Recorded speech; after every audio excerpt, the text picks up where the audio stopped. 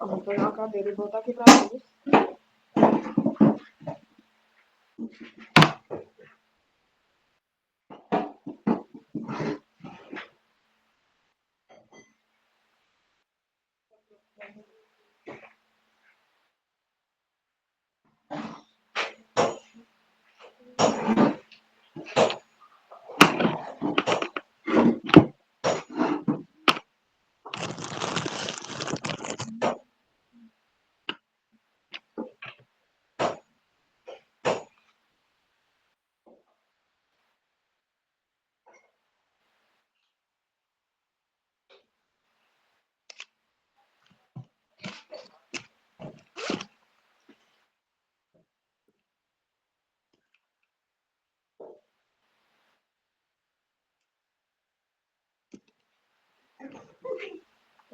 Sem fala.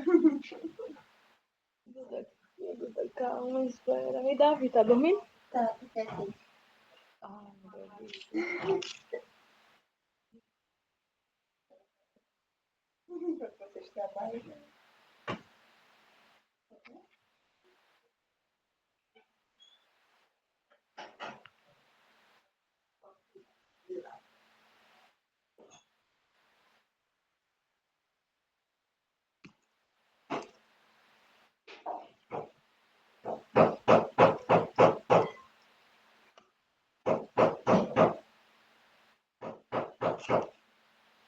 Eu gosto desses lápis.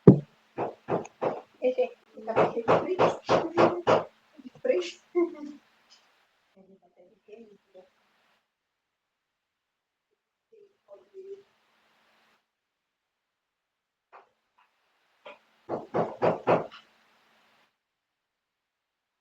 Didinha. Vamos, Didinha. Já tá ligado.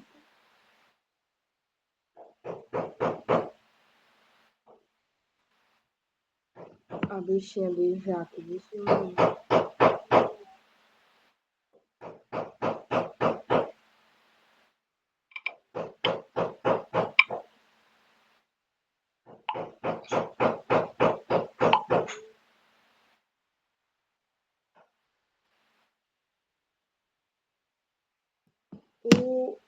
O corpo dele não tá, não, lá na casa, não.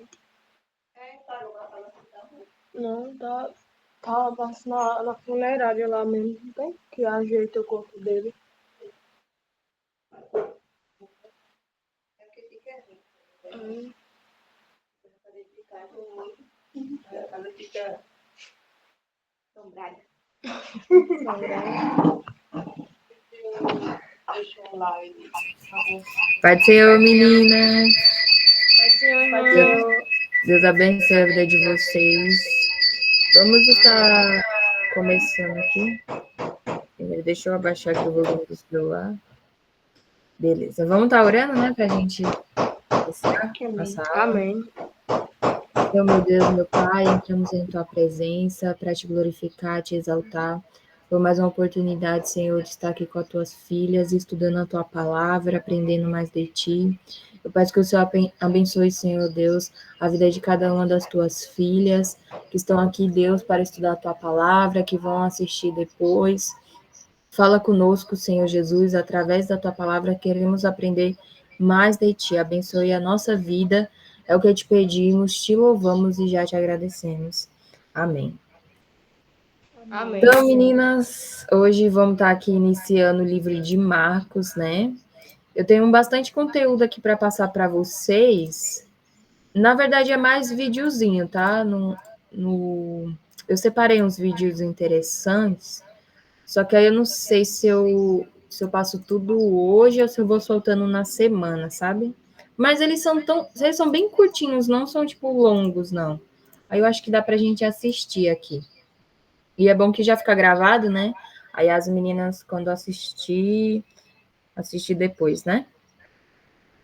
Beleza. Eu vou compartilhar aqui a tela com vocês. A gente já iniciou o livro de Marcos, né?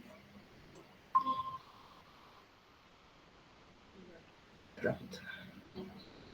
Deixa eu só ajeitar aqui.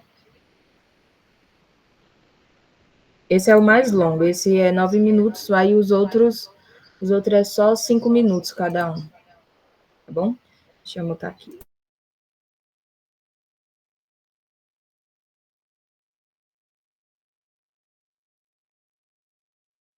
O Evangelho segundo Marcos é um dos primeiros relatos da vida de Jesus e nossas primeiras tradições históricas ligam este livro a um escriba cristão chamado Marcos, ou João Marcos. Ele era um colega de Paulo e um parceiro próximo de Pedro. E, de fato, um antigo historiador da igreja primitiva chamado Testemunhos Oculares e Memórias de Pedro e transformou-os nesse relato.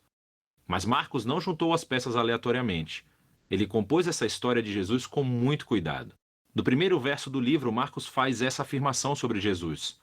É o começo das boas novas sobre Jesus, o Messias, Filho de Deus. O que é interessante é que essa é a única vez que Marcos nos diz aquilo que pensa. No resto do livro, ele influenciará você simplesmente colocando as ações e palavras de Jesus na sua frente e mostrando como as outras pessoas reagem a ele. Marcos criou a história de Jesus como uma peça de teatro com 3 atos. O primeiro se passa na Galileia, o terceiro em Jerusalém, e o segundo ato mostra Jesus indo de um lugar para o outro. Cada um dos atos se concentra no tema repetido. Então, no ato 1, todo mundo é surpreendido por Jesus e eles se perguntam: quem é esse Jesus? No ato 2, são os discípulos que têm dificuldade de entender o significado de Jesus ser o Messias. E então, no ato 3, assistimos ao paradoxo surpreendente de como Jesus se torna o rei messiânico. Vamos ver como tudo se desenrola. Depois da linha de abertura, Marcos começa com uma citação dos antigos profetas Isaías e Malaquias, que disseram que Deus enviaria um mensageiro a Israel para prepará-los para quando Deus aparecesse para resgatar seu povo e se tornar seu rei. E Marcos apresenta João, o Batista, como aquele mensageiro. E logo quando você espera que Deus apareça pessoalmente, Marcos apresenta Jesus. E quando ele entra em cena, os céus se abrem, o Espírito de Deus desce sobre Jesus e Deus diz: "Você é o meu filho amado." Depois disso, Marcos coloca diante de nós um resumo da mensagem central de Jesus. Ele percorreu a Galileia anunciando as boas novas de que o reino de Deus estava perto. Jesus está levando adiante a história das Escrituras do Antigo Testamento sobre a operação de resgate de Deus para o seu mundo. Através de Jesus, Deus está restaurando o seu reinado sobre o mundo, confrontando e derrotando o mal e o seu domínio sobre a vida das pessoas, e assim, convidando-os a viver sob seu reinado seguindo a Jesus. A partir daqui, Marcos apresenta um grande bloco de histórias mostrando o poder de Jesus ao trazer o reino de Deus. Ele mostra Jesus curando pessoas cujos corpos estão doentes ou quebrados, ou sobre a opressão de poderes espirituais obscuros. E Jesus até faz algo que, para o povo judeu, só Deus tem o direito de fazer. Ele perdoa os pecados das pessoas. E as ações de Jesus aqui produzem respostas bem diferentes. Então algumas pessoas o seguem e se tornam seus discípulos. Outras pessoas não sabem o que pensar, e outras ainda o rejeitam completamente, especialmente os líderes de Israel, que o acusam de blasfemar contra Deus e de ser um fortalecido pelo mal. Mas Jesus não se surpreende com essas respostas. De fato, ele chama a atenção para elas. No capítulo 4, Marcos colecionou muitas parábolas de Jesus sobre a natureza oculta e misteriosa do reino de Deus. E Jesus diz que a sua mensagem é como a semente que cai em diferentes tipos de solo. Alguns são receptivos, outros não. Ou é como uma semente de mostarda que é muito pequena. Parece insignificante, mas depois cresce e surpreende a todos. O que Jesus quer dizer é que ele é realmente o Messias, trazendo o reino de Deus, mas não do jeito que as pessoas esperavam. E essa crescente confusão sobre Jesus entre as multidões está ligada a uma ideia-chave que Marcos enfatiza no final do ato 1, que há confusão mesmo entre os discípulos de Jesus. Até mesmo eles têm dificuldade em entender quem Jesus realmente é, e isso nos leva ao ato 2. Ele começa com uma conversa muito importante. Jesus pergunta aos discípulos: quem vocês acham que eu sou? E Pedro responde: você é o Messias. Mas fica claro que, para Pedro, isso significava que Jesus é um rei militar vitorioso da linhagem de Davi, que resgatará Israel dos romanos. Mas, para Jesus, ser o Messias significa que ele é o servo sofredor, rei de Isaías 53, que trará o governo de Deus, entregando a sua vida em Jerusalém. E os discípulos não entendem. Eles acham que seguir o rei Jesus significa fama, status e importância, e Jesus deixa claro que segui-lo é como morrer, como carregar a sua própria cruz. Significa rejeitar a violência, o orgulho e o egoísmo e dar a própria vida pelos outros em atos de serviço e amor. Ele repete a mesma conversa outras 2 vezes. E tudo isso culmina na declaração importante de Jesus de que o Filho do Homem não veio para ser servido, mas para se tornar um servo e dar a sua vida pelos outros. Ainda assim, os discípulos não entendem. Eles respondem com confusão e medo. E assim, aqui no ato 2, Marcos escreveu outra história importante que ecoa a introdução do livro. Jesus leva 3 dos seus discípulos até uma montanha e de repente se transforma. Ele está brilhando com luz e glória e uma nuvem o envolve. Agora, isso é como a glória do Deus de Israel que apareceu há muito tempo atrás no Monte Sinai. E então os 2 profetas que estavam na presença de Deus no Monte Sinai, Moisés e Elias, aparecem ao lado de Jesus enquanto Deus anuncia de novo: este é o meu filho amado. Colocando essa história 2, Marcos faz uma afirmação surpreendente: que Jesus, Filho de Deus, é a personificação física da própria glória de Deus. E em Jesus, o glorioso Deus de Israel se tornará rei, sofrendo e morrendo pelos pecados do seu próprio povo.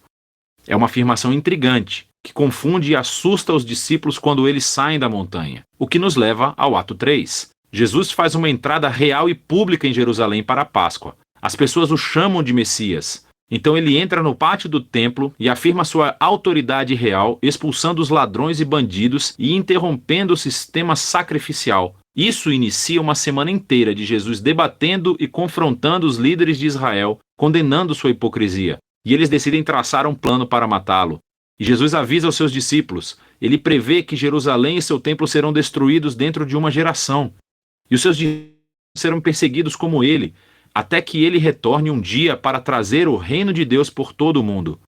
E tudo isso leva à última noite, quando Jesus toma a sua última refeição de Páscoa com os seus discípulos. Uma refeição simbólica que contou a história da libertação de Israel da escravidão através da morte do Cordeiro Pascal. E Jesus toma esses símbolos e lhes dá um novo significado. Eles apontam para a libertação do pecado e da morte que acontecerá através da morte do Messias sofredor. A partir daqui, a história avança para a prisão de Jesus, o seu julgamento perante os sacerdotes de Israel e o governador romano Pilatos, tudo isso resultando na crucificação de Jesus. E culmina em uma cena-chave, que reflete as cenas importantes dos atos 1 e 2. Exceto que dessa vez, não é uma nuvem que desce, mas sim as trevas. E em vez da voz divina do céu, é a voz de Jesus clamando antes de morrer. O mais surpreendente é que é um soldado romano que vê Jesus morrer, e ele entende e anuncia quem Jesus é. Este homem era o Filho de Deus.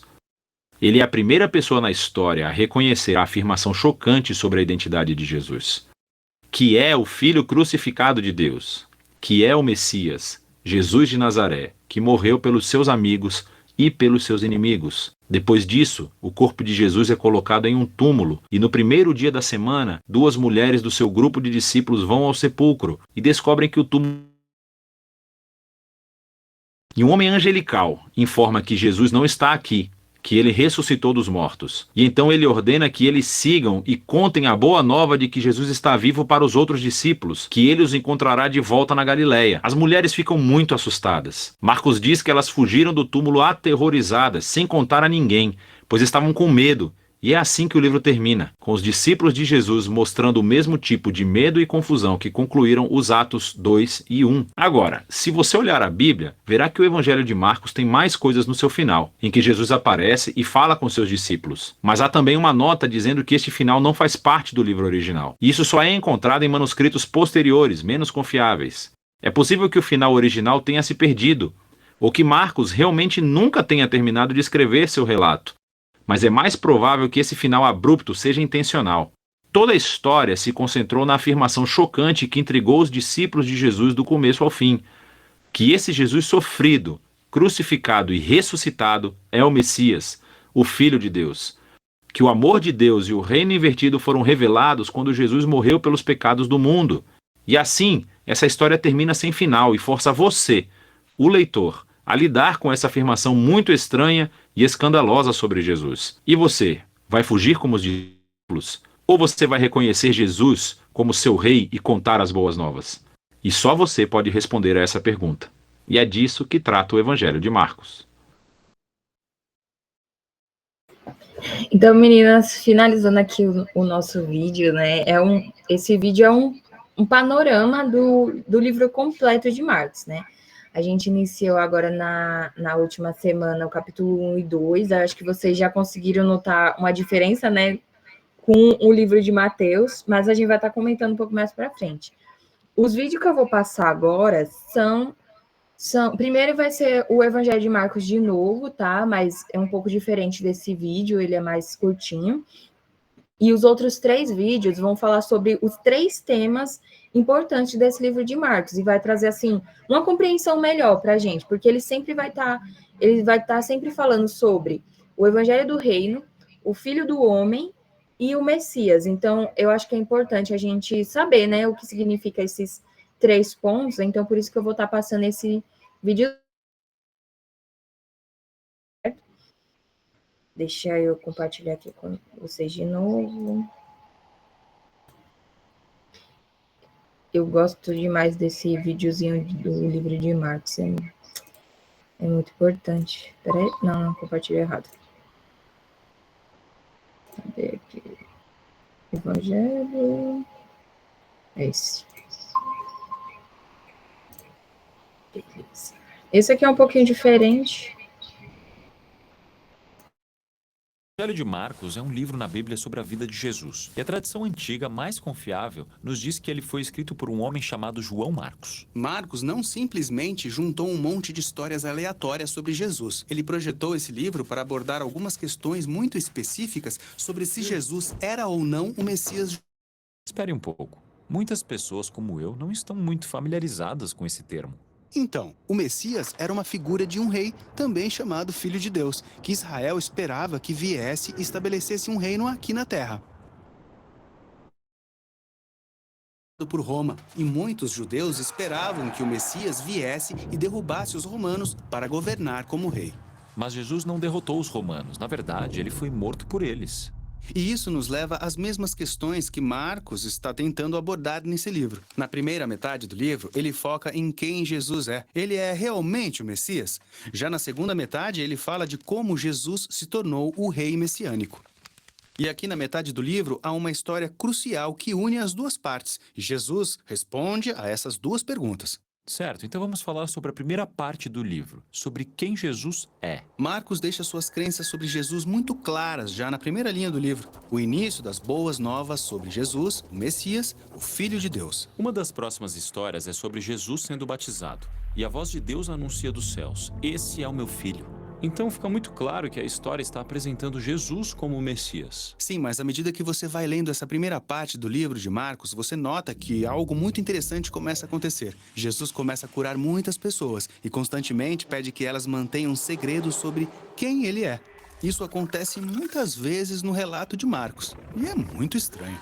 Sim, por que manter segredo? Lembre-se de que muitos judeus tinham diferentes expectativas sobre o que o Messias seria e faria. E Jesus não quer que as pessoas entendam mal o significado de ele ser o Messias de Israel. Então, com tudo isso em mente, chegamos agora à parte crucial da história no centro do livro, quando Jesus se afasta com seus discípulos e pergunta: "Quem vocês dizem que eu sou?"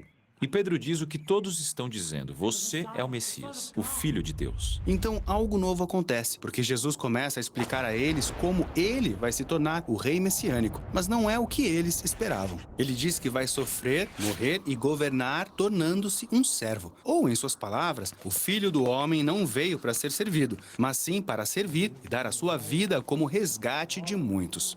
Pedro fica assustado por causa disso e repreende a Jesus, pois não vai deixá-lo morrer de jeito nenhum. E Jesus responde: "Para trás de mim, Satanás", o que é muito intenso. E realmente é, mas isso mostra como é importante para Jesus que seus discípulos entendam quem ele realmente é. Então, aqui nessa parte fundamental da história, Jesus tenta ter essa conversa com eles em 3 ocasiões diferentes, e em todas elas, eles ficam confusos, com medo. Então isso nos leva à segunda metade do livro, na qual Marcos aborda a questão de como Jesus se torna o rei messiânico. É a última semana da vida de Jesus. Ele vai para Jerusalém, entra em conflito com os líderes religiosos e acaba sendo preso. Ele é julgado como alguém que afirma ser o rei dos judeus. Ele até recebe uma coroa e um manto roxo, como um rei receberia, mas tudo faz parte de uma piada cruel. Então eles o ridicularizam, o espancam e o penduram em uma cruz, onde ele morre. E é aqui nessa cena fundamental que encontramos um novo personagem, Um soldado romano. que de repente percebe tudo o que está acontecendo, E ele diz, certamente esse é o Filho de Deus. o que é uma loucura. Um inimigo foi o primeiro a conectar as peças e perceber que o rei messiânico de Israel é o Jesus crucificado. Essa é a estrutura do livro de Marcos. Mas o livro não termina com Jesus morto na cruz. Não, no terceiro dia, algumas mulheres vão visitar o túmulo de Jesus e descobrem que ele está vazio. Então, tem um anjo ali em pé dizendo para elas irem contar as boas novas de que Jesus está vivo e ressuscitou dos mortos. Mas ao invés disso, elas fogem e não contam a ninguém, porque estão com medo. E é assim que o livro termina. Esse fim é bem abrupto. Sim, e é tão abrupto que escribas posteriores adicionaram um fim que traz uma conclusão para a história. Você vai encontrar essa história na Bíblia como uma pequena observação no rodapé, que diz que ela foi adicionada. Mas Marcos é um brilhante contador de histórias. Ele encerrou o livro de forma abrupta intencionalmente. Veja, ao longo do livro, os discípulos ficaram confusos sobre o plano de Jesus de entregar a sua vida. A história no meio e agora aqui no fim. É como se Marcos estivesse reconhecendo como essa afirmação realmente é surpreendente. Ele quer que você, leitor, lute com isso por conta própria. Seria esse Jesus crucificado realmente o Messias que eles estavam esperando? Nossa missão no Bible Project é ajudar as pessoas. Meninas, podem ficar à vontade, tá certo? Não tá pegando vocês na gravação, não. Eu vou passar aqui o próximo vídeo.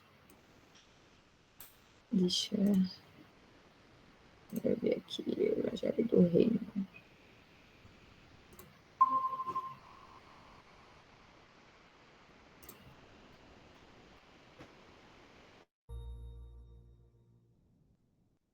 No livro de Isaías, encontramos um lindo poema. A cidade de Jerusalém tinha acabado de ser destruída pela Babilônia, um grande reino do norte.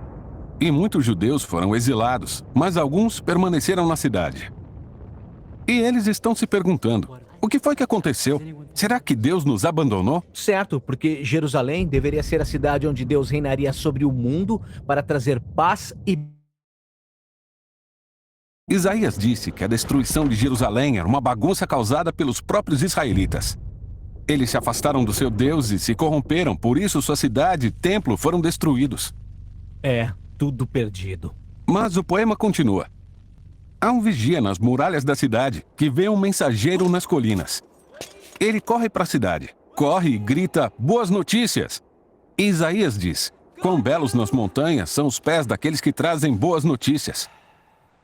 Pés bonitos? Isso, os pés são bonitos porque carregam uma mensagem linda. Que mensagem? Que apesar da destruição de Jerusalém, o Deus de Israel ainda reina. E ele mesmo vai retornar à cidade, tomar o seu trono e trazer a paz. E os vigias cantam de alegria por causa da boa notícia de que seu Deus ainda reina. No Novo Testamento, a frase, as boas notícias, é a palavra grega evangelion, que é traduzida como evangelho. Quando os cristãos dizem, você crê no evangelho, eles querem dizer, você acredita na notícia? Não é qualquer notícia. Na Bíblia, essa frase é sempre sobre o anúncio do governo de um novo rei. E no Novo Testamento, os evangelhos usam essa frase para resumir todos os ensinamentos de Jesus, dizendo que ele saiu proclamando as boas novas do reino de Deus. Então Jesus se viu como um mensageiro, trazendo a notícia de que Deus reina. Sim, mas a maneira como ele descreveu o reino de Deus surpreendeu a todos. Pense num reino poderoso e bem-sucedido. Ele precisa ser forte, capaz de impor sua vontade e derrotar seus inimigos. Mas Jesus disse que a pessoa mais importante no reino de Deus era a que parece fraca, aquela que ama e serve os pobres. E ele disse que você vive sob o reino de Deus quando responde ao mal, amando e perdoando seus inimigos e buscando a paz. Esse é um reino de cabeça para baixo. Jesus também disse que esse reino estava chegando com ele. Sim, por exemplo, tem uma história muito interessante de um oficial romano de alto escalão que implora Jesus para curar seu servo. E ele até chama Jesus de meu senhor, reconhecendo que ele é uma autoridade. Jesus elogiou esse homem por reconhecer o que mais ninguém tinha percebido ainda: que Jesus não estava só anunciando o reino de Deus. Ele era o rei. Então se espalha a notícia de que um homem judeu da Galileia está falando e agindo como se fosse o rei de Israel. Ele escolhe 12 discípulos, que são uma imagem das 12 tribos de Israel. Ele está curando pessoas e perdoando pecados. E tudo isso ameaçou tantos líderes de Israel que eles decidem matá-lo. E Jesus permitiu isso. Sim, o que é estranho se você está tentando se tornar rei. É verdade, mas para Jesus viu o pecado e a devastação de seu povo Israel como uma pequena parte de toda a condição humana. Como toda a humanidade se rebelou contra Deus, resultando em tragédia e devastação do nosso mundo. Então, como Deus vai trazer seu reino sobre um mundo assim? Jesus acreditava que seria por meio de um ato de amor sacrificial por seus inimigos. É por isso que nos evangelhos a crucificação de Jesus é descrita como sua coroação como o rei dos judeus. Ele recebe uma coroa e também recebe um manto. Ele é exaltado não até o trono, mas na cruz. Quão belos são os pés que trazem boas notícias. E a boa notícia agora é que Jesus derrotou a morte e governa como rei. Que ele mesmo lidou com o nosso pecado e corrupção, vencendo com sua vida e seu amor. E Jesus envia seus seguidores a saírem e continuarem anunciando essa boa notícia do reino de cabeça para baixo. E a convidarem todas as pessoas a seguirem o rei que derrotou a morte com seu amor.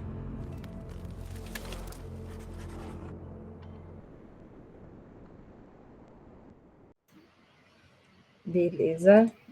Deixa eu passar aqui o outro. Já estamos finalizando, tá? Mulher de Marcos, filho do homem.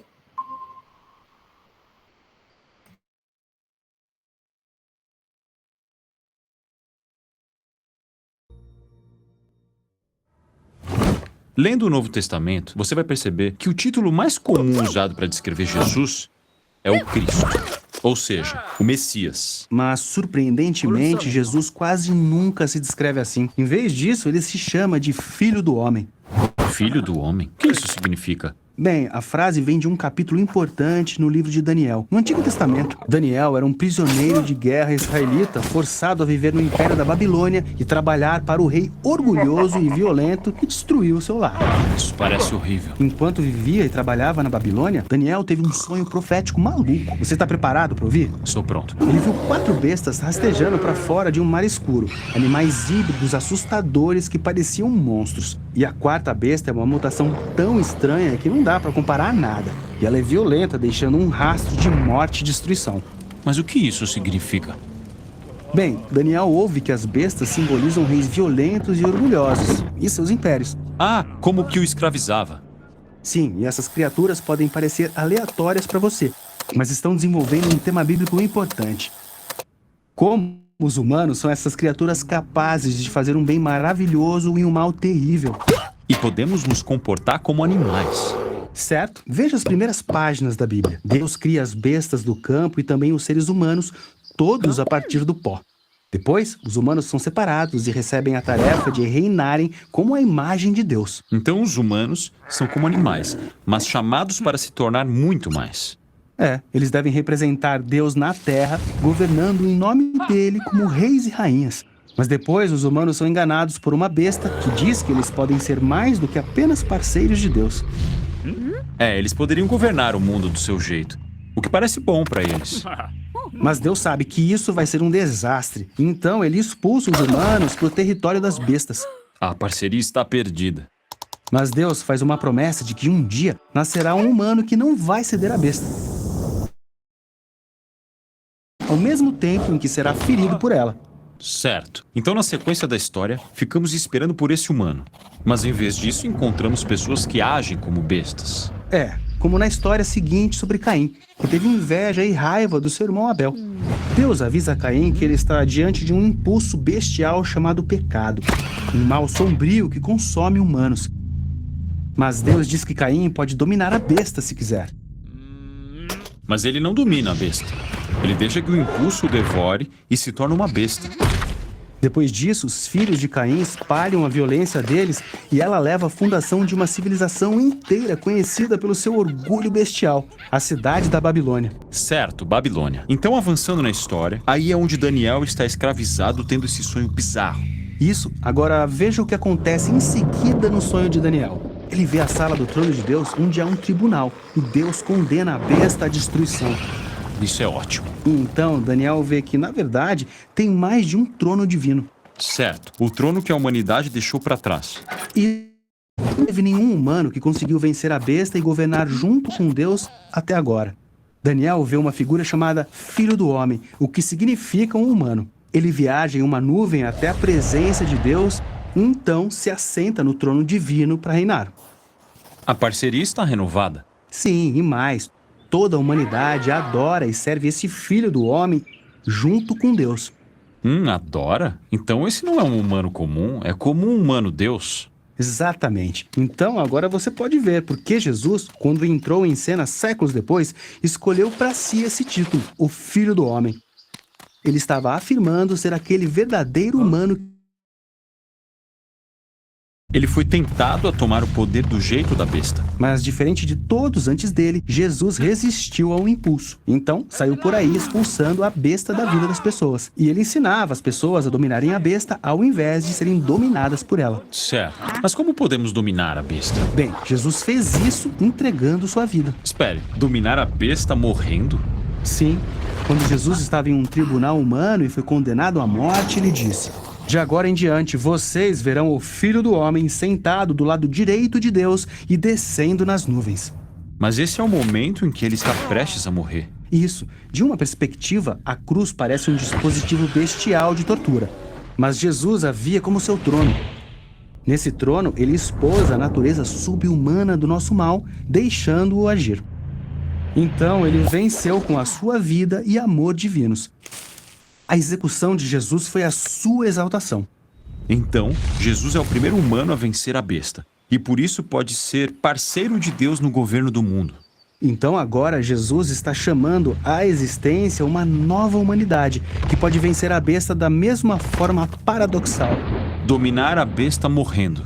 E descobrindo que a vida e o poder de Jesus podem se tornar nossos para governarmos o mundo como parceiros de Deus, mas no estilo de Jesus.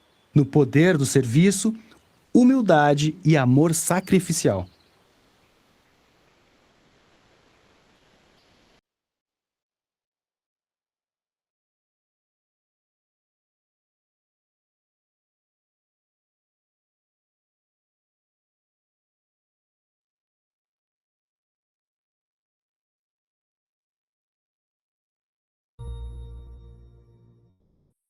Tem uma história estranha no começo da Bíblia. Adão e Eva estão no jardim do Éden. E tudo nesse jardim é ótimo.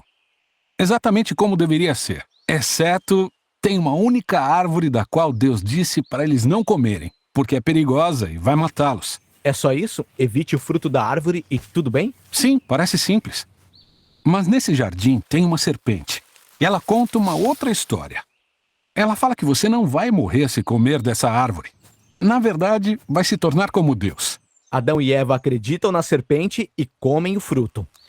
Por isso, a bondade do jardim é perdida de forma trágica e o mal e a morte entram no mundo bom de Deus. Agora, por que tem uma serpente falante no jardim? Quero dizer, essa coisa é um problema. É estranho.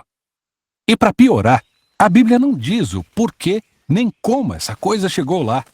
Ela apresenta a serpente como uma criatura em rebelião contra Deus, que quer levar as pessoas a duvidar de sua bondade e afundar todos num caminho de morte.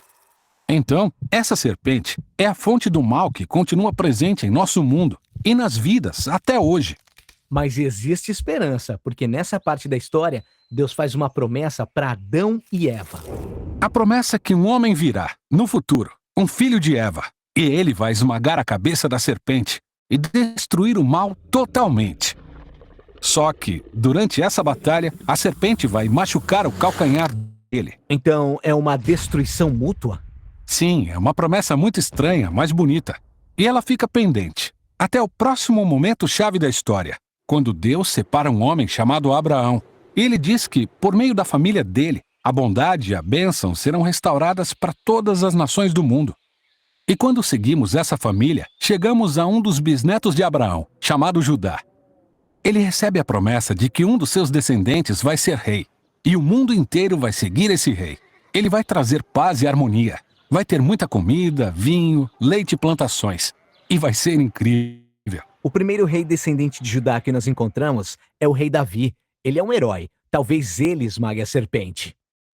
O problema é que Davi está infectado com o mesmo mal que afeta toda a humanidade. Ele não esmaga a serpente, pelo contrário.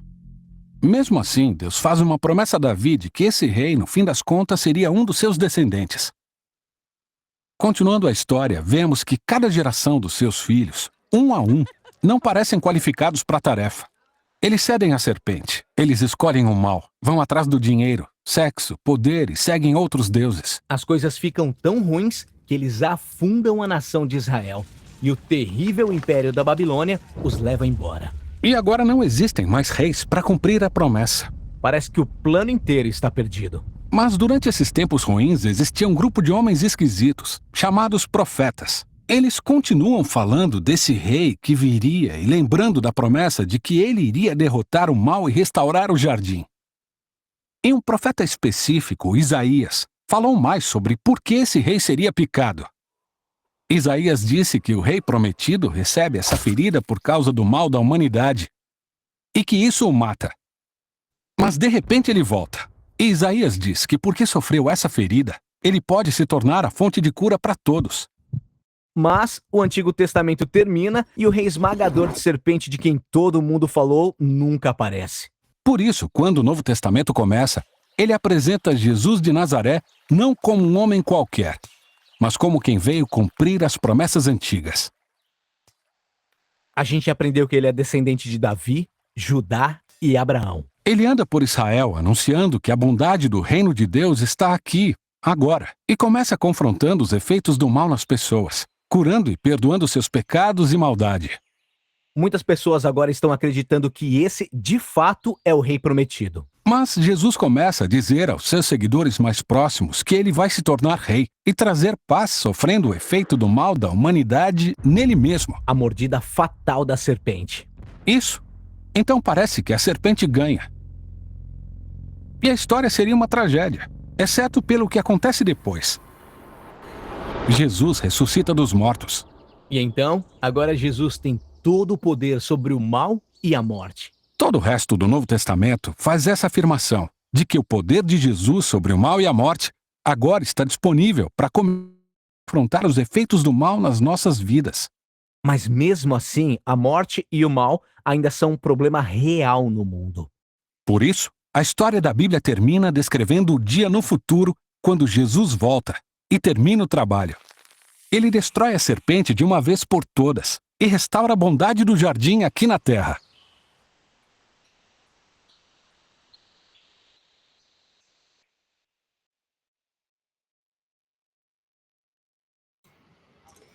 Beleza, meninas. Então finalizamos, né? Eu sei que foi bastante vídeos, né? Mas cada um explica um ponto importante para o nosso estudo, tá certo? Depois, se vocês quiserem assistir separadamente para anotar, fiquem à vontade, tá? Eu vou colocar no nosso grupo. Oi, Jennifer, Pai do Senhor. Vamos começar aqui, então, né, a nossa aula de hoje, o livro de Mateus. Livro de Marcos, desculpa. Deixa eu ver aqui. Vou abrir aqui o nosso aplicativo.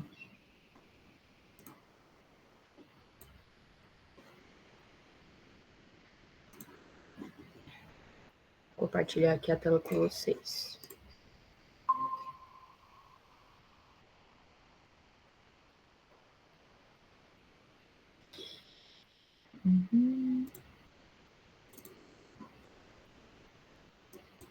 Deixa eu pegar aqui a janelinha de vocês. Que aí eu fico vendo. Beleza. Então, a gente assistiu 2 videozinhos, né, sobre o Evangelho de Marcos, que é o que a gente está estudando agora. Tem vários pontos, né, sobre ele, porque ele foi o primeiro evangelho a ser escrito. E eu estava até dando uma estudada agora essa semana, achei muito interessante o jeito que Marcos escreve esse evangelho, né, aqui pra gente. E a gente vai dar uma olhadinha, né, quem foi Marcos e vários outros pontos aqui, tá bom? Eu vou estar... A chamada ela vai acabar, mas aí eu vou fazer um novo link, tá certo? Eu mando lá no nosso grupo. Bora lá. Então, um estudo completo, né, do Evangelho de Marcos. Deixa eu ajeitar aqui o celular. Então, o Evangelho completo, né? Então, a gente vai ver aqui o autor e a origem do livro. O autor é João Marcos, tá? O nome dele era João Marcos, mas a gente conhece, né? E também ele é chamado só de Marcos. O nome original em grego é Katamarkon, né? Que seria segundo a Marcos, né? A identidade, bora lá. Marcos não era apóstolo, então quando Jesus ele separou ali, né, os discípulos, né, a gente não vê Marcos, é algo interessante. Se vocês forem ver ali, tanto em Mateus como no livro de Marcos, Jesus ele escolhendo ali os 12 apóstolos, não tem o nome de Marcos, porque ele não foi um discípulo de Jesus, né?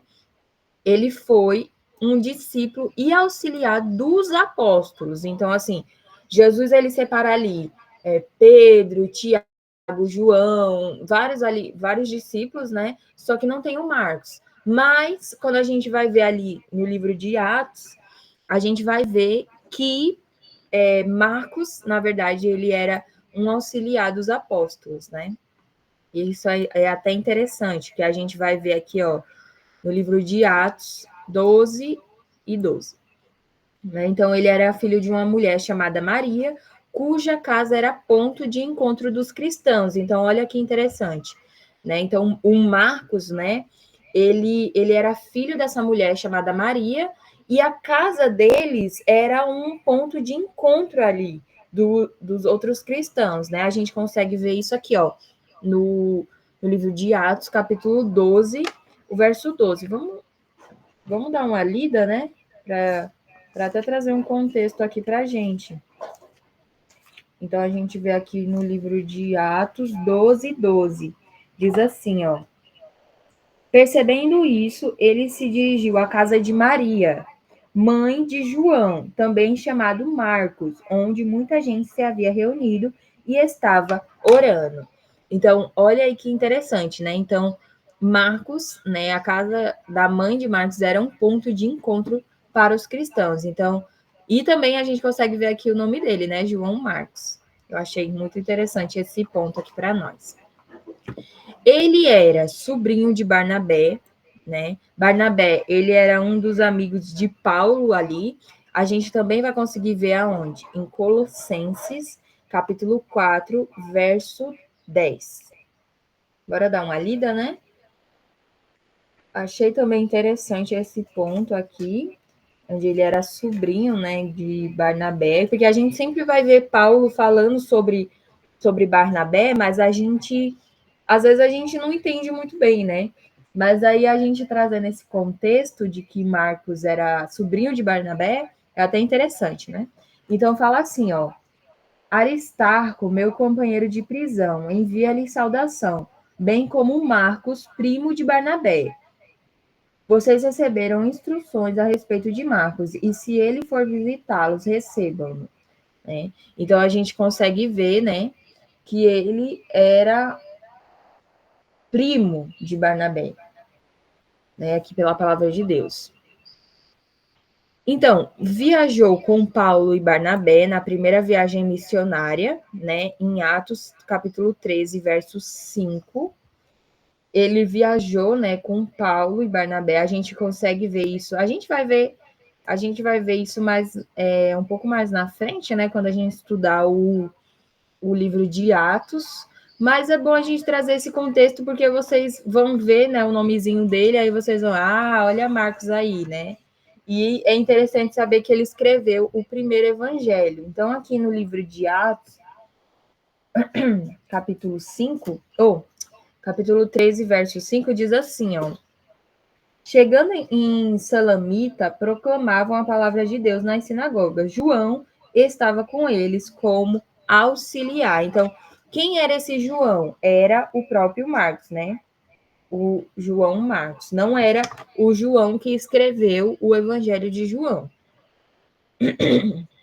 Então, ele participou da primeira viagem missionária, né? Mas os deixou no meio da missão, o que gerou uma crise com Paulo. Isso é até interessante também da gente ver, né? Porque Marcos, ele deixou essa missão, né? Ele voltou para casa.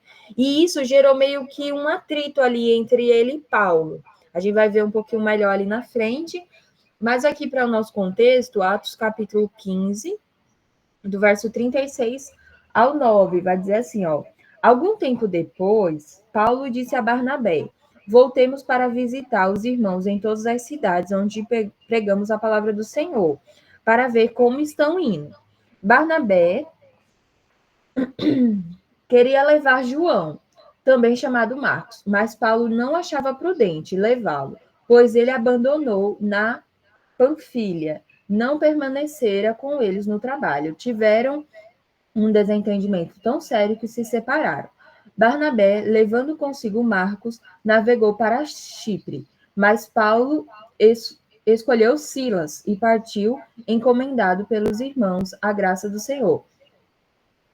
Passou então pela Síria, pela Cilícia, fortalecendo as igrejas. Então, olha que interessante, né? Como Marcos ele era auxiliar dos apóstolos, né? Ele viajou com Paulo e Barnabé na primeira viagem missionária, só que aí ele acabou abandonando os irmãos ali, né? Ele acabou abandonando. E aí, quando Barnabé pediu para levar Marcos de novo para outra viagem que eles iam fazer, Paulo achou prudente não levar, porque, por exemplo, ele abandonou na primeira viagem, então ele poderia abandonar de novo, né, na segunda viagem. Então, é interessante a gente ver esses pontos. Mais tarde, né, foi restaurado a confiança de Paulo. Então, Paulo, né, restaurou ali a confiança com Barnabé.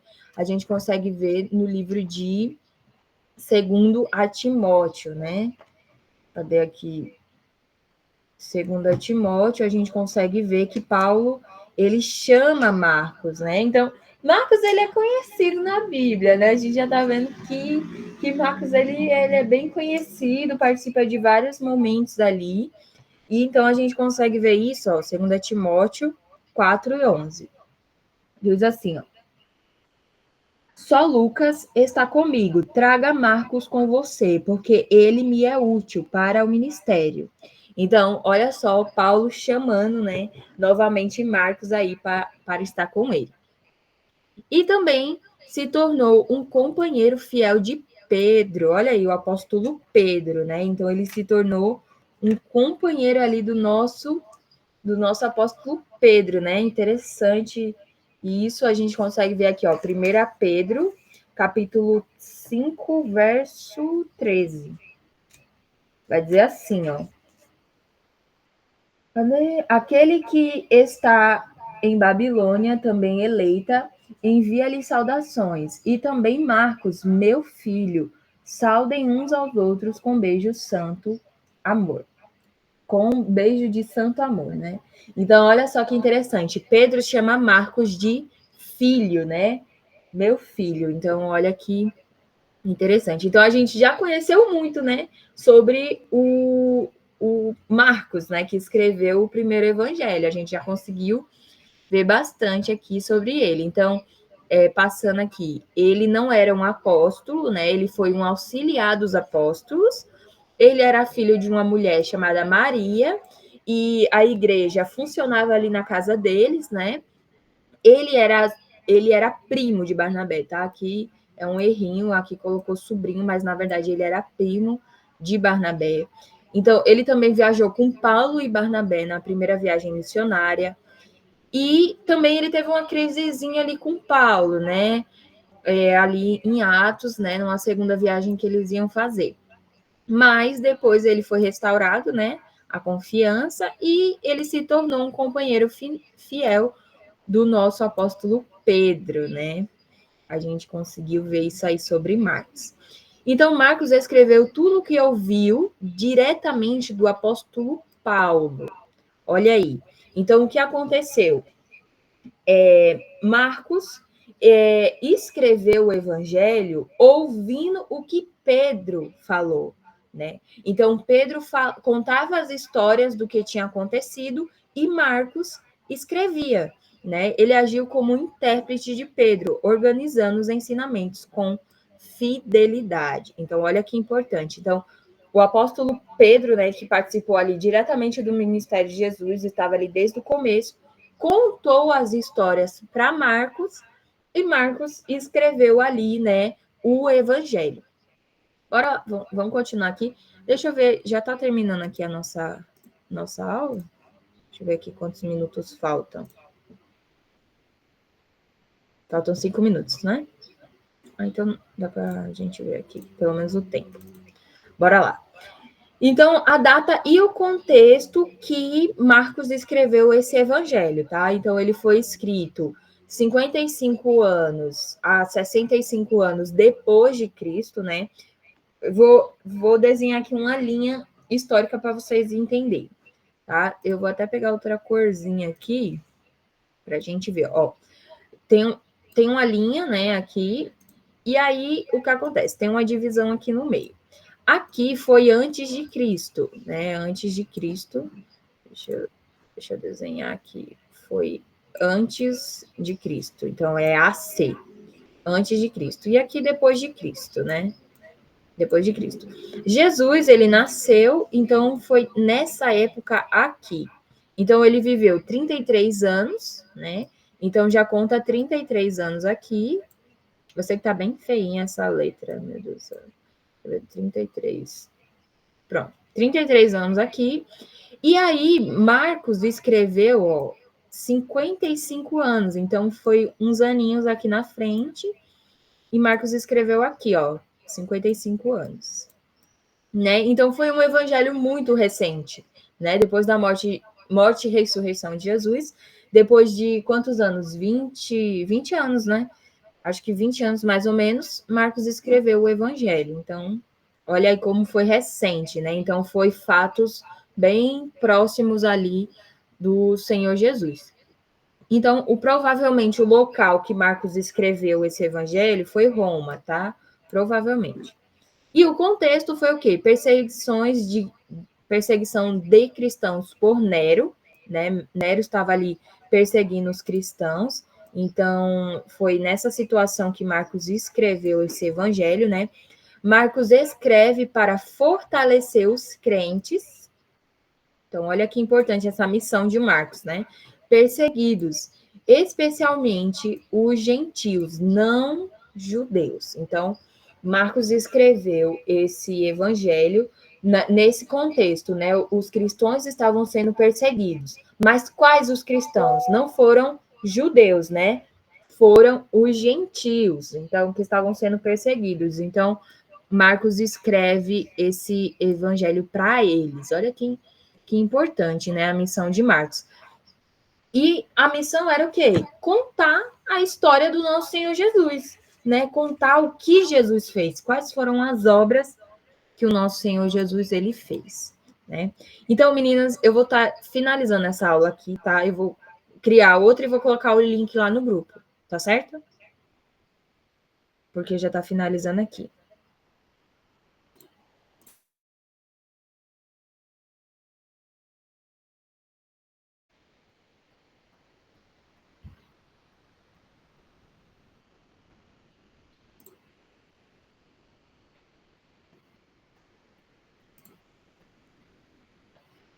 Vou esperar ela voltar aqui. Então, continuando aqui, né? A explicação. Bora lá. Deixa eu ver aqui no... Compartilhar a tela. Peraí.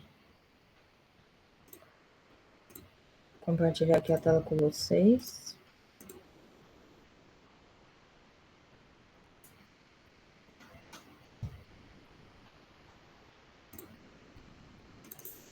Beleza. Vocês estão vendo, né? A tela aqui. Beleza. Deixa eu pegar aqui, que fica uma nuvenzinha com vocês, aí eu consigo ver enquanto eu estou compartilhando aqui a tela. Eita. Beleza, bora lá. Então, continuando aqui a nossa explicação, né? Continuando aqui. Então, Marcos escreveu esse evangelho nesse contexto, né? Imagina, os cristãos sendo perseguidos, né? Jurados ali de morte. Então, Marcos vai lá e escreve esse evangelho, né? Contando a história de Jesus. A gente já conseguiu ver aqui, já conseguiu ver 2 capítulos, né, no livro de Marcos, 2 capítulos, e agora conhecendo quem foi Marcos, de quem ele era amigo, quem ele auxiliou, em que viagens ele participou, né, a gente já está vendo todo esse contexto, né, e aí ele escreve esse evangelho para os gentios, diferente de Mateus. Mateus escreveu o evangelho, né, dele para os judeus, querendo provar para os judeus que Jesus era o Messias, que Jesus estava cumprindo as profecias do Antigo Testamento. Então, por isso que Mateus, ele sempre fala, como está escrito no livro tal, como o profeta falou, como o profeta falou. Então, Mateus, ele escreve para os judeus, provando que Jesus, ele realmente era o Messias. Só que Marcos não. Marcos está interpretando as histórias de Pedro para os gentios, né? Eu acredito que foi uma carta de esperança, porque imagina só o contexto. Imagina a gente estar sendo perseguido, né? A gente acredita no Senhor Jesus, a gente acredita que ele é o Filho de Deus, só que a gente não sabe ao certo como tudo funcionou. E aí vem Marcos escrevendo todo esse panorama para a gente e manda para nós essa carta. E aí a gente lê a história do nosso Senhor Jesus, vê as coisas que ele fez, vê as coisas que ele falou, e a gente tem a esperança. Não, realmente o Senhor Jesus é o Filho de Deus. Então, imagina só que lindo, né? Essa missão do nosso irmão Marcos, né? Então, vamos continuar aqui, porque a nossa aula hoje vai render muitos temas. Bora lá. O objetivo central do livro de Marcos, né? Então, Alana, é como se a irmã Alana escrevesse uma história de Jesus. E aí, a irmã Alana quer transmitir para vocês algo escrevendo, né? Eu quero passar para vocês algo, uma imagem. Eu quero que vocês aprendam algo. Então, o que era que Marcos ele estava querendo que a gente aprendesse? Bora lá. Marcos, ele apresenta Jesus como o servo sofredor e o Filho de Deus. Então, Marcos, ele apresenta isso, né? Jesus como o servo sofredor. Então, cadê aqui? Deixa eu mudar essa coisinha. Então, o servo sofredor e o Filho de Deus, né? Como o Filho de Deus. Então, isso é importante. Né? A gente vai ver na narrativa de Marcos trazendo essa imagem, Jesus como servo e Jesus como Filho de Deus. A gente vai comparar o que cada um dos evangelhos quer mostrar para a gente. Né? A gente vê que são histórias repetidas, só que cada uma quer mostrar para a gente Jesus de uma forma diferente. Olha que importante, né? Então, Marcos, ele apresenta Jesus como o servo sofredor e o Filho de Deus, que veio para servir com poder e morrer pelos pecadores. Olha aí que importante, né? Então, Marcos, ele quer trazer essa imagem, ele quer apresentar Jesus como um servo sofredor, né? Que Jesus, ele veio servir com o seu poder e morrer pelos nossos pecados, né? Pelos pecadores. Bora lá. O versículo-chave desse capítulo é Marcos, capítulo 10, verso 45. A gente ainda vai chegar, né, nesse capítulo, mas esse é o versículo-chave do livro de Marcos, né? Apresentando Jesus. Bora lá, bora ver o que Marcos escreve para a gente, né? Eu vou ler aqui na minha tradução, versículo 45, né? Diz assim, ó, 45, cadê? Pois nem mesmo o Filho do Homem veio para ser servido, mas para servir e dar sua vida em resgate por muitos. Então, olha aí que interessante, né? Jesus, ele veio para servir e dar a sua vida. Então, dois propósitos. Jesus, ele serve as pessoas com o seu poder e ele entrega a sua vida por amor, né? E para resgatar a gente da morte e do pecado. Bora lá, deixa eu ver aqui que faltam. Bora lá. Pontos principais do livro de Marcos, né? Vamos ver aqui os pontos principais desse livro, né? Dos evangelhos. Jesus, né? É o servo em ação. O que é? Poucos discursos longos, muitos milagres e obras poderosas. A palavra imediatamente aparece mais de 40 vezes, ações constantes. Olha aí que interessante, né? Marcos, ele mostra Jesus como o servo em ação. Então, Jesus, ele fazendo várias coisas ali, né? Servindo e sempre em movimento, fazendo algo. É como se, por exemplo, a gente assistisse um filme e Jesus, ele fosse o personagem principal e a câmera sempre está seguindo ele ali, mostrando ele fazendo várias coisas ao mesmo tempo, né? Eu acho que vocês já conseguiram perceber nesses 2 capítulos que a gente leu. Jesus sempre está fazendo alguma coisa, né? Sempre está ali servindo, curando, transformando, libertando. Então, ele está sempre em ação. Então, poucos discursos, a gente não vê discursos longos, como em Mateus, né, que a gente viu. A gente não vê ali, né, muitas histórias, muitos diálogos. A gente não vai ver isso no livro de Marcos. A gente vai ver muitos milagres e obras poderosas que o Senhor Jesus fez. Então, Jesus, ele cura o cego, Jesus, ele cura o paralítico, Jesus, ele cura a mulher, né? Jesus restaura, liberta. Várias obras que Jesus, ele fez. E aqui a palavra imediatamente, né? Eu sei que existem várias outras traduções, mas essa palavra imediatamente aparece, né, mais de 40 vezes. Então, Marcos, ele tá falando, imediatamente Jesus fez isso, imediatamente Jesus fez aquilo. E, né, sempre pontuando ali ações constantes do nosso Senhor Jesus. É até interessante que eu tô fazendo a leitura bíblica, né, completa. E aí a gente passa ali pelos evangelhos.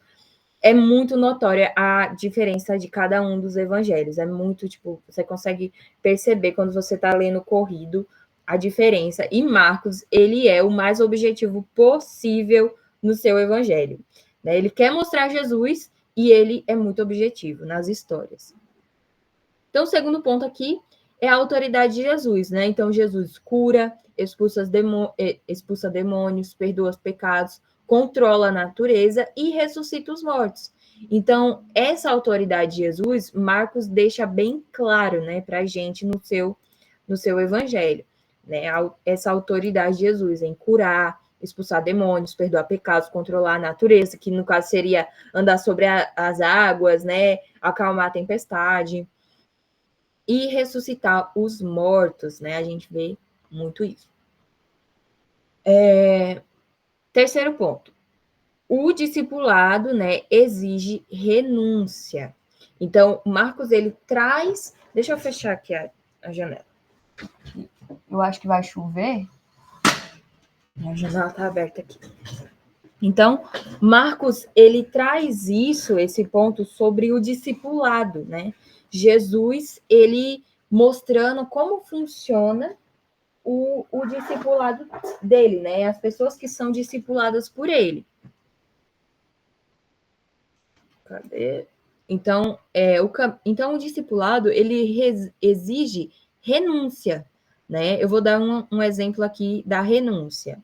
Por exemplo, vocês estão, com esse estudo que a gente está fazendo do Novo Testamento, vocês estão sendo discipuladas, né? Vocês estão aprendendo o que o Senhor Jesus, ele quer nos ensinar. Então, isso é um discipulado, né? Vocês fizeram o discipulado antes do batismo, né?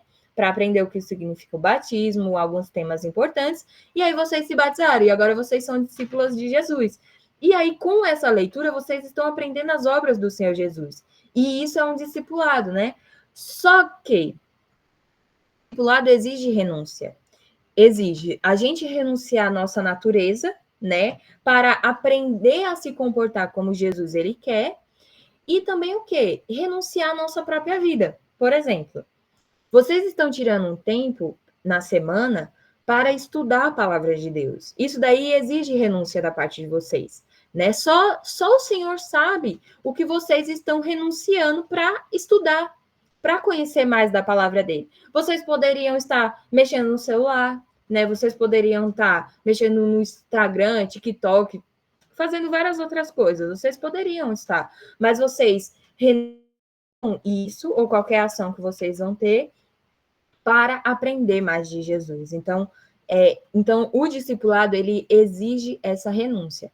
Então, o caminho de seguir Jesus é de sofrimento, humildade e serviço, né? Então, o sofrimento, no caso, seria o sofrimento, né, que a gente renuncia os nossos desejos para aprender mais do Senhor. A humildade é porque a gente se coloca em um lugar de humildade para aprender, né, com outras pessoas. E o serviço, a gente aprende a servir, né, uns aos outros. Por exemplo, no caso, nesse momento agora que eu estou dando essa aula para vocês, eu estou servindo vocês, né, com o aprendizado. Então, esse é um exemplo de serviço, né, no reino de Deus. Então, eu sacrifico um tempo meu para ensinar. Então, isso é um serviço do reino de Deus, né?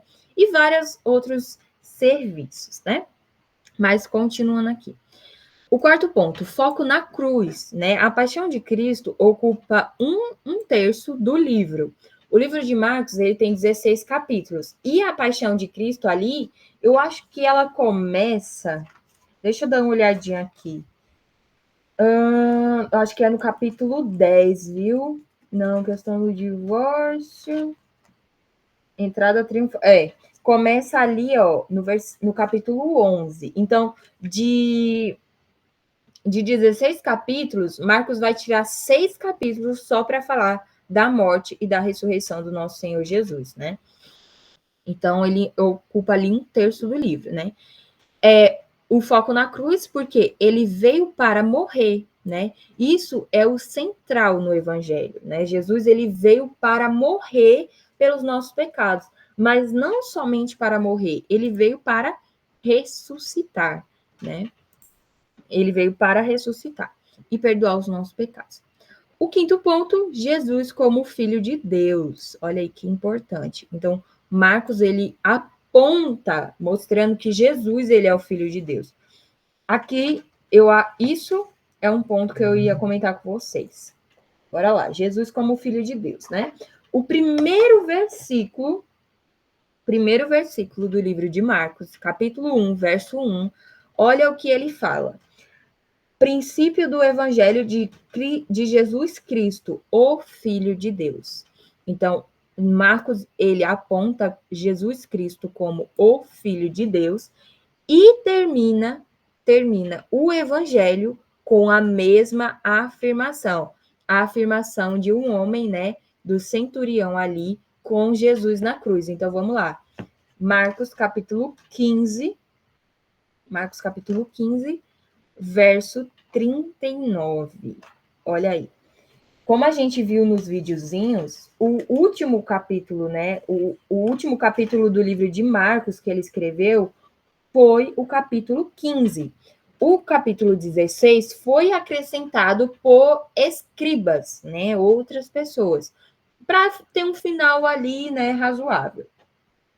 Bora lá, versículo 39 vai falar a frase do centurião. Ele fala: quando o centurião que estava em frente de Jesus ouviu o seu brado e viu como ele morreu, disse: realmente, este homem era o Filho de Deus. Olha que interessante. Então, Marcos ele traz o início afirmando que Jesus era o Filho de Deus e no final uma afirmação do centurião mostrando que Jesus ele era o Filho de Deus, né?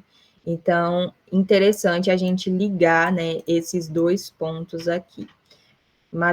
Marcos 1:1 e Marcos 15:39 mostra Jesus como o Filho de Deus, né?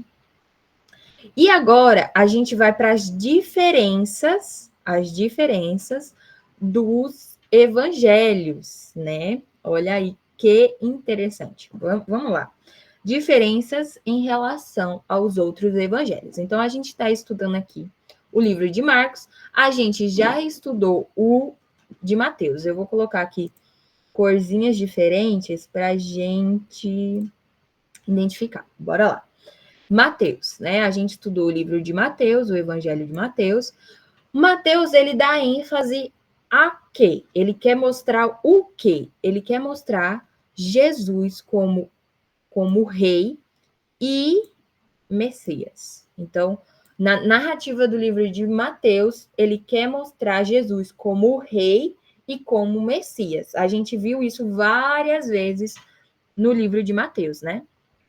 O estilo, ensino organizado e judaico. Então, o estilo do livro de Mateus é bem organizadinho. Eu não sei se vocês perceberam isso. Ele começa ali com a genealogia, aí ele vai para o nascimento de Jesus, aí depois do nascimento de Jesus, ele vai para a volta, né, de Jesus ali para Nazaré, e ali ele começa com o batismo, né? Tudo organizadinho ali, tudo organizadinho, e o ensino judaico, né? Porque ele tá escrevendo para os judeus, então ele faz de uma forma que os judeus eles vão entender.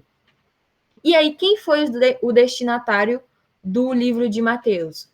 Os próprios judeus, né? Mateus ele está escrevendo o seu evangelho para os judeus, para provar que Jesus ele era o Messias e o rei que eles estavam esperando, né? E aí a gente vem para o livro de Marcos, né? Eu vou usar aqui a corzinha vermelha. Marcos, né? O evangelho, ele dá ênfase ao quê? Ele dá ênfase em Jesus como servo poderoso. O servo, ele serve, né? Ele serve as outras pessoas. Então, Marcos, ele dá ênfase em Jesus servindo outras pessoas, né? Só que com o seu poder, curando, ressuscitando, libertando, né? Multiplicando pães. Então, Marcos, ele traz essa ênfase em Jesus como servo. E aí o estilo, qual é o estilo que Marcos ele usa? Ele usa ação e urgência. Acho que vocês já perceberam isso. Marcos, ele tá escrevendo ali, aí ele fala, Jesus fez isso, aí daqui a pouco, Jesus fez aquilo, aí daqui a pouco, Jesus fez isso. A gente consegue ver aqui no capítulo 1. Capítulo 1, ele fala o quê, ó? Olha só. Vários pontos que Marcos, ele traz. Ele começa, né? João Batista preparando o caminho, aí já parte para o batismo e a tentação de Jesus. Aí, Jesus chama os primeiros discípulos, né? E prega o reino. Jesus expulsa um espírito imundo. O que mais? O poder de Jesus sobre os demônios e as doenças. Jesus ora num lugar deserto. Jesus cura um leproso. E aí vai, né? Aí Jesus cura um paralítico. Jesus chama Levi. Jesus é interrogado acerca do jejum. Jesus é o Senhor do sábado. Olha só como Marcos ele vai escrevendo. E por aí vai. Marcos, ele é ação e urgência, né? Ele é muito rapidinho ali e traz vários pontos. E aí, Marcos, ele escreveu esse evangelho para quem? Quem foi o destinatário de Marcos? Foi os romanos e os gentios. Então, Marcos, ele escreve esse evangelho para os romanos gentios, né? Que acreditavam no Senhor Jesus como, né, o Cristo, o Filho de Deus. Interessante, né? Esse estudo. Bora lá para Lucas, né? O Evangelho de Lucas. E aí, Lucas, ele vai fazer o quê? Né? A gente vai ver isso, a gente já está tendo um spoiler, né? Já está vendo que Lucas, o Evangelho de Lucas, ele vai nos trazer. Lucas, ele dá ênfase em Jesus como o homem perfeito. Olha aí. Então, Lucas, ele vai mostrar Jesus como um homem que venceu todas as tentações, que venceu os pecados. Então, ele quer mostrar Jesus como um homem perfeito, né, que viveu entre nós. E aí, qual é o estilo que Lucas vai usar? Ele vai usar um estilo histórico, né, um estilo ali bem histórico do seu livro, e muito detalhado. Então, Lucas, ele vai trazer vários detalhes para a gente, né? Vários detalhes que a gente vai estar conversando, né? Que a gente vai estar estudando no livro de Marcos. E quem foi os destinatários que Lucas escreveu o evangelho, né? Foram os gregos, né? Lucas escreveu o evangelho dele para os gregos. Então, Mateus escreveu para os judeus, Marcos escreveu para os romanos, Lucas escreveu para os gregos, né? E aí, para a gente finalizar aqui, bora ver o livro de João, né? E aí, o apóstolo João, ele vai escrever o seu evangelho. E aí, ele dá ênfase a quê? Jesus como o Filho de Deus eterno. Quando a gente para ler o livro de João, o evangelho de João, a gente vai ver João fazendo isso, querendo mostrar para nós que Jesus, ele era o Filho de Deus, né? Ele era o Filho de Deus eterno. Estilo. O estilo de João, ele é mais reflexivo e espiritual. Então, João, ele faz a gente pensar mais, é bem mais poético ali, é mais voltado nos ensinamentos de Jesus, e ele é bem mais espiritual, né? E para quem João escreveu para toda a igreja, né? Então, João trouxe ali a sua visão sobre o reino de Deus, né? Para toda a igreja. Beleza. Continuando aqui, né? A gente vai ver aqui no livro de Marcos, né, o resumo da diferença, né, das diferenças dos pontos principais ali de Marcos. Marcos não tem genealogia de Jesus, não mostra a genealogia. Genealogia é aquele, né, filho de Adão, filho de não sei quem, filho de não sei quem. E aí Marcos não traz isso, né?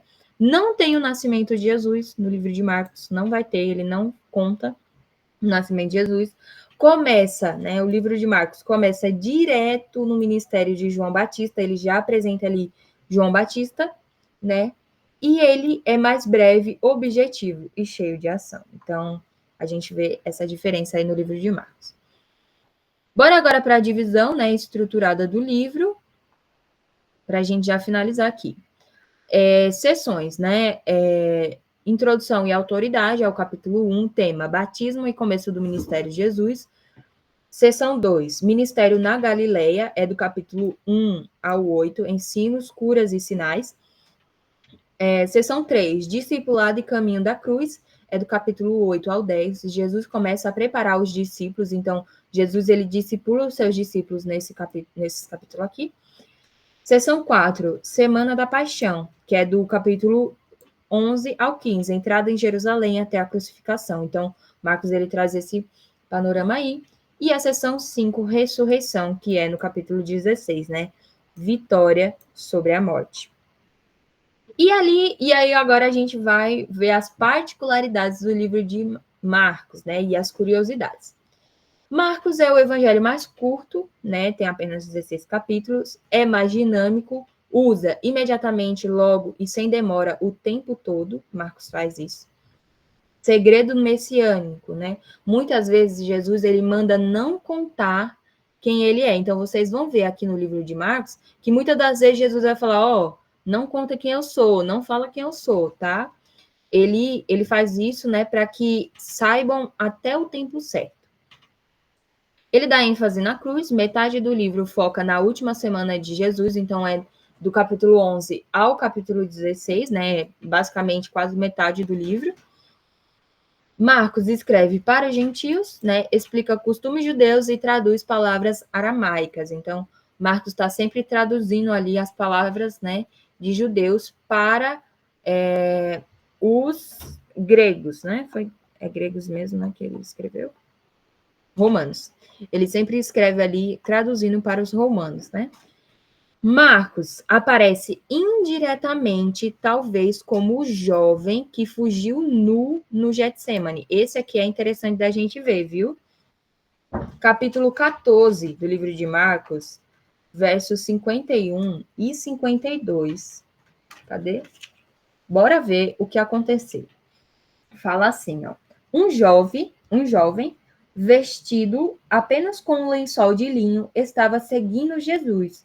Quando tentaram prendê-lo, ele fugiu nu, deixando o lençol para trás.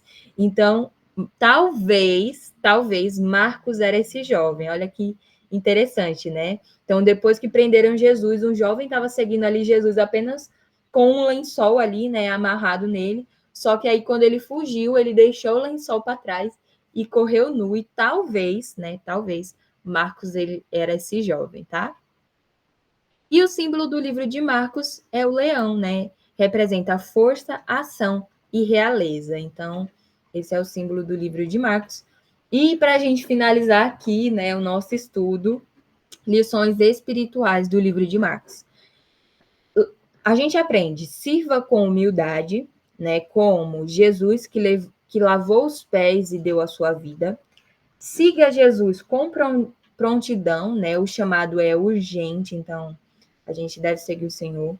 Seja fiel nas provas. Marcos fortalece os cristãos perseguidos, então esse evangelho nos traz, né, fortalece a nossa fé e nos dá esperança.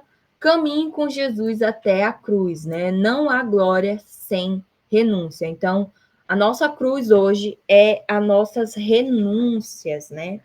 Negando, né, as nossas próprias paixões e desejos. Deixa eu ver a hora aqui. E proclame o evangelho com ousadia, né? Jesus ressuscitou, então, ide fazei discípulos. Então, esse, meninas, é o livro de Marcos, né? Espero que vocês tenham gostado aí do nosso panorama gigantesco do livro de Marcos. Então, para a gente finalizar aqui, vamos, né, responder aqui as nossas perguntas da semana. Cadê? Deixa eu ajeitar aqui certinho. Pegar meu lapisinho aqui para a gente começar. Bora lá. Então, tivemos, né, as nossas perguntas e respostas da semana. Vamos estar respondendo agora, certo? Primeira pergunta, qual o nome do jardim que Jesus ele foi orar? Essas, eu acho que as 6 primeiras perguntas foram do capítulo 26, capítulo 26, 27 e 28 do livro de Mateus, né, porque a gente estava finalizando. E as outras 4 perguntas foram do livro de Marcos, né? Então, vamos corrigir, né, aqui as nossas perguntas. Qual o nome do jardim que Jesus ele foi orar? A gente viu que foi o Getsemane, né? Era um jardim ali, e Jesus ele foi orar no final ali, né? Nesse jardim. O que significa o momento da Santa Ceia e qual a sua importância para a vida dos cristãos? Quando a gente estava estudando, né? Eu falei ali o significado da Santa Ceia e também eu falei ali várias importâncias que a Santa Ceia ela traz para a nossa vida. Então, a importância, vocês poderiam colocar qualquer uma, né? Então, o significado, né? O significado da Santa Ceia é a renovação com a aliança que Cristo fez. Então, através da morte de Jesus, ele estipulou uma nova aliança. Então, a Santa Ceia, ela é a renovação dessa aliança, né? Que a gente faz. E lembrando. Então, qual a importância dessa renovação da aliança, né? A importância seria lembrar do sacrifício de Cristo, que ele fez por nós, a sua morte, o que ele fez por amor a nós, né?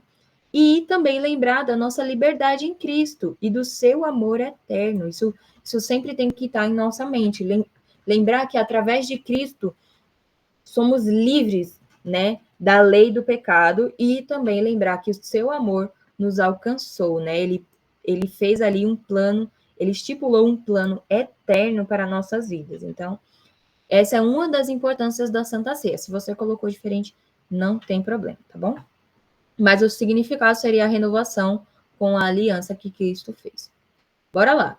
Pergunta 3. Quem foi que preparou o caminho para o ministério de Jesus? A gente viu que foi o João Batista, né? João Batista que preparou o caminho ali para o nosso Senhor Jesus, né? No primeiro capítulo de Marcos, ele dá ênfase a quais obras de Jesus. Olha aí que importante. Quando a gente lê o capítulo 1 do livro de Marcos, a gente vai ver que ele passa rápido por João, né, batizando Jesus, o batismo de Jesus, a pregação, né, ele chamando os discípulos, e ele já começa a realizar milagres. Então, o que ele traz para a gente, ele dá ênfase aos milagres que Jesus realizou, ou seja, as obras de Jesus, né? A gente vê isso. Beleza.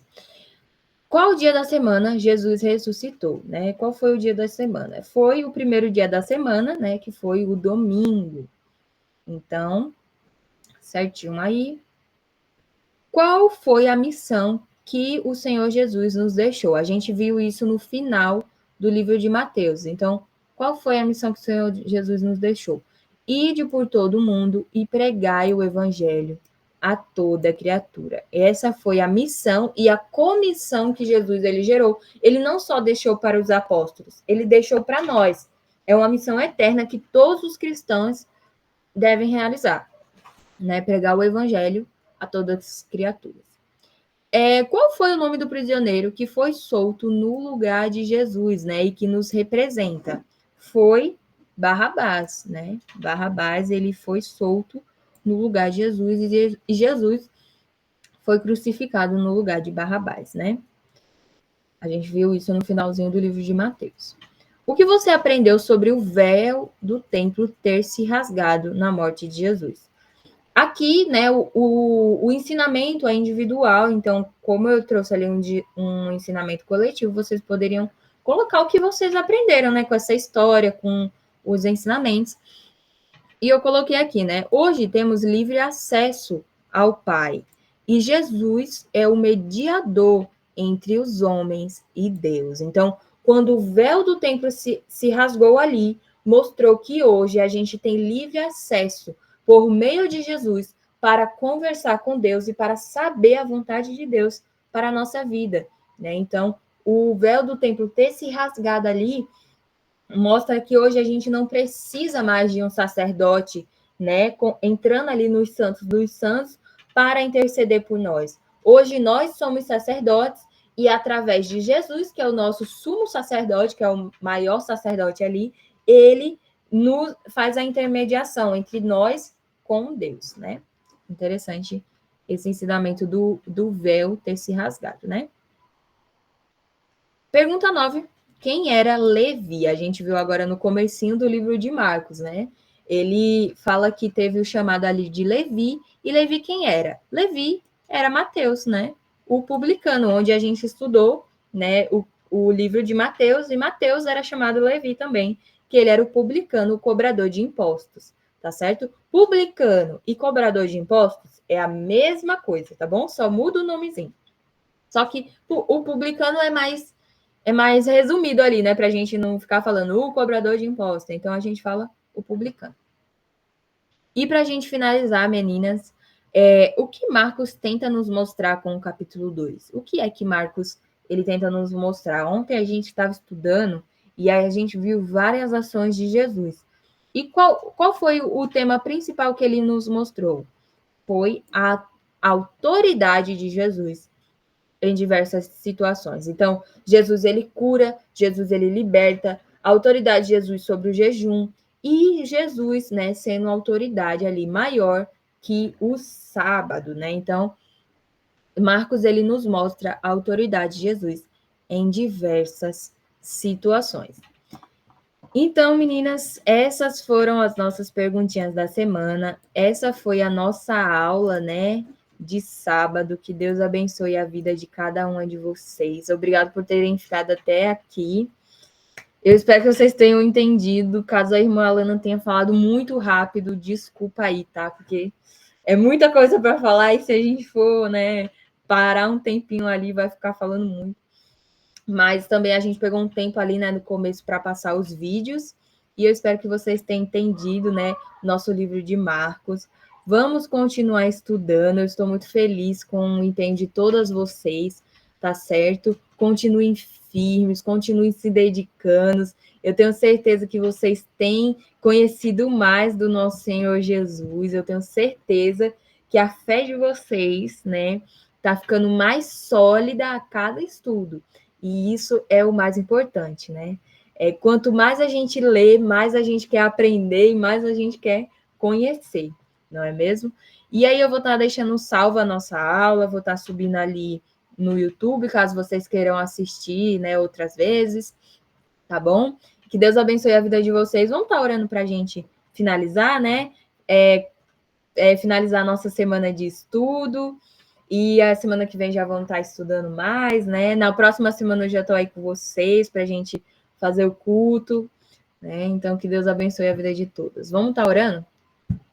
Senhor, meu Deus, entramos em Tua presença, Pai, para Te glorificar, Senhor, por essa oportunidade, por esse estudo maravilhoso, onde ouvimos a Tua voz, onde aprendemos mais de Ti.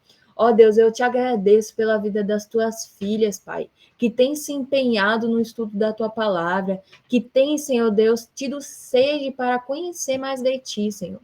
Veja, Pai, o propósito do coração de cada uma, a sinceridade do coração de cada uma. Recompense, Deus, a vida de cada uma conforme o teu querer e a tua vontade, trazendo as tuas bênçãos, Senhor Jesus.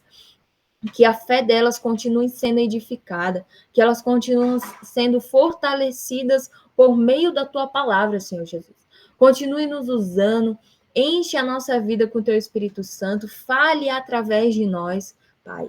É o que te pedimos. Pedimos a tua bênção no final dessa semana, no começo da próxima semana. Esteja conosco, Senhor, nos edificando. É o que te pedimos, te louvamos e já te agradecemos. Amém. Amém. Então, meninas, que Deus abençoe a vida de vocês. Um beijo. Um beijo aí para o Davi, viu? Um beijão para todos vocês. E qualquer coisa pode estar me chamando aqui, tá certo? Eu vou estar colocando todo esse material lá no nosso grupo. Bom? Um beijo. Tchau.